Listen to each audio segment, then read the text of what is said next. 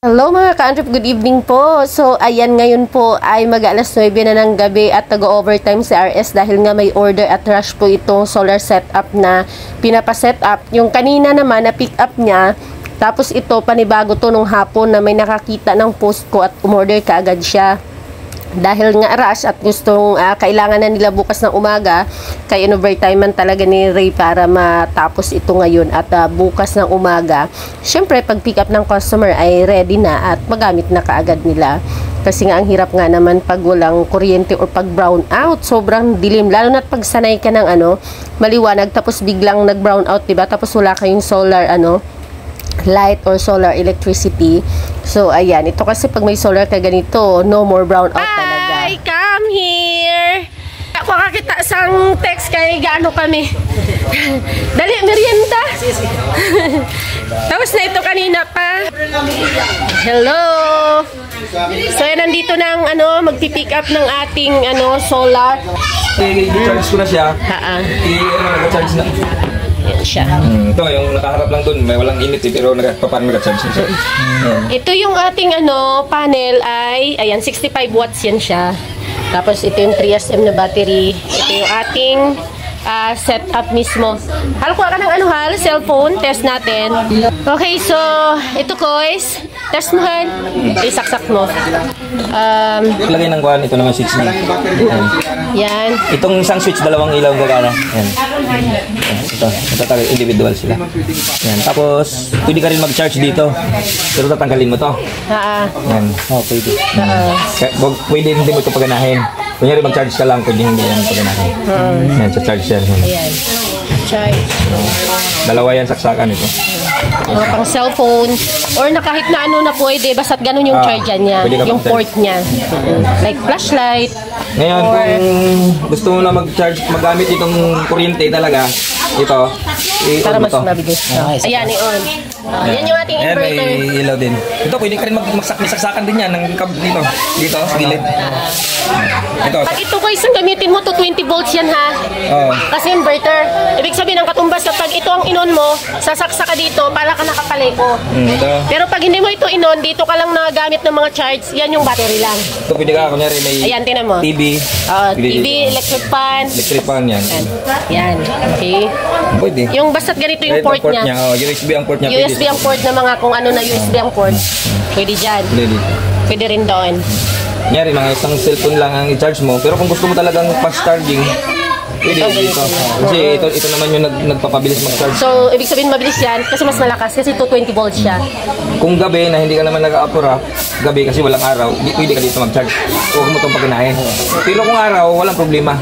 Kahit dito magamit ito kasi may araw naman, kakarga siya eh. Kakarga siya naman kakarga. Tapos kung hindi nyo na ito kailangan, patayin nyo lang ito. Kasi ma-release mo naman, may ilaw, tapos yung pan niya nagatunog. May hangin yan siya dyan. Patayin nyo lang i-off nyo siya lagi. Kasi kumakain ito ng kuryente kapag naka-on siya. Kasi sa 20 volts yun eh. Ito makita mo na nag-charge, nag-blink yung... Ngayon halimbawa ko is masama ang panahon. Kagaya nito, masama ang panahon or talagang totally, bantayan mo yung iyong controller para ma-limit mo kung hanggang saan lang gamit mo. Kumbaga, pahapon na, hindi ka na magpagusto sa TV, kaya para may ilaw kayo kinagabihan. Pero kapag like tag-init, magandang panahon. Gabi, pwede rin manood ng gabi, pero i-kuhan mo lang to 9. Kunyari mga 12.1, 12.2, pwede ka na magbawas. Kasi pag punong-puno ito, full charge, umabotin na ng 13, sobra. Pag wala ng araw, nandiyan na yan, papatakin siya ng mga 12.8, 12.9. Pag wala ng araw. 12.5. Yan yung mga gagamitin mo, yung 8% na yan, pababa, hanggang 12. Kumbaga, huwag mo siya i-drain. Para at least kahit pa paano yung ilaw talaga. So, ibig sabihin, pag mag-charge kayo, araw pa lang. Huwag kayong magpa-ubos na kung kailan na gabi at, di ba? May dalawang ilaw to, di ba? Apat na ilaw to. May dalawang ilaw to na nakakunik dito. Ibig sabihin, kapag nagamit mo, na-drain mo na yung battery, na bumaba na siya sa 12, automatic magpapatay. Huwag ka magtaka bakit namatay siya. Mayroon namang dalawang ilaw na hindi nakakunik dito, nakakunik sa battery. Kahit nagbiblink na yan, kahit kunti na lang laman ng battery, ilaw pa rin siya. Kasi nakadirect siya dito. Pero dalawa lang may iwan. Kumbaga, yung naka-automatic shutdown yun, once na ma-detect niya na low, low power na siya. Kasi minsan, ito makulimlim, wala tayong araw. Kung makikita mo naman ang charge dito. Yan ang monitor niya. Tapos pag kuha ng solar dyan, ano yun? Pag i-series mo yung isang panel. Ayun o, turuan mo siya, Hal. I-connect mo na lang dito. Baba mo dito, Hal. Baba mo. Kasi naka-connect na ito eh. I-call mo na lang dito. I-series mo na lang sa dito. Diba yung kulay pula nun, wag mo lang ito putulin. Balatan mo lang to. Yung pula nun, i-connect mo dito. Yung itim nun, i-connect mo dito. Wag mo silang ipagtabi. Diba ganito? Wag mo silang ipagtabi ganun. Itong isa, ito dito ganun. Para kag maunat siya, hindi sila kahit anong mangyari, matanggalan man siya ng electrical tape, hindi sila magkadikit. Hindi sila magbungguan na. Hindi. Spark yun eh. Kaya magalagyan. Para maiwasan natin yung connection na. Sala mo na, pagdugtong, ang pula sang isa mga 30 watts, damuan idugtong sa pula, diba, diri-dapit. Ang ito, mga diri-dapit. Okay. Ikaw na ang maglagay ito, bahala ka na kung anong discount. Kung saan mo siya ano doon sa bahay. 5 meters. Ito dito. 5 yun. Halimbawa po is magamit kayo ng halimbawa layo, gusto mo mag-charge ka tapos magtungko ka dito, kung pwede ka man na mag-extension para dito dapit ang amo mo sa nila mo, ari ang isaksak mo dra, so ang ara mo dito dapit, ganun. Gamit ka na lang extension wire na lang para para mas mahaba. Kasi hindi yan siya pwede hiwalay dyan. Kaya yung connection nila nagaliwat-liwat. Yung kasi sabi ng asawa mo, pwede hiwalay daw. So, hindi pwede kasi yan nandiyan ang connection nila nag-ano. Magkakaroon ng extension. Saksak lang dyan. Extension wire. Tapos palayo ka lang dyan. Ganun yan siya. Andiyan siya? Naka-online? Ha?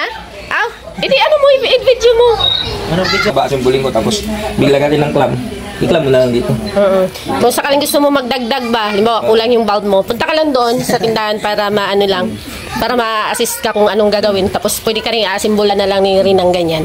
Para gamitin mo na lang. Kasi nakaano yung wirings dyan eh. Pangalawa na ito, yung kahapon nakuha na rin yun. Kaya sa motor yan. Ay, hindi ito kaya ng motor. Wala ka hindi. Hal, gandar yung top down dyan, Hal. So, ayun mga ka-untrep, ayun, pipick upin na ng umorder. Kasi yung kahapon, na-pick up na rin. So, ito yung pangalawa ngayon. Yung asawa niya nasa nasa Kuwait yung asawa mo, no, Kois? No? Nasa Kuwait ang asawa mo? Kasi walang kuryente. So, ayun, laking bagay talaga ng may solar. Kasi nga, ilaw, tapos yung mag-charge. So, kung may TV ka, portable, at least, ayun na, wala nang gastos sa kuryente. Kami nga, na may mga kuryente, may solar kami. Kasi, ang gastos ng kuryente ang mahal.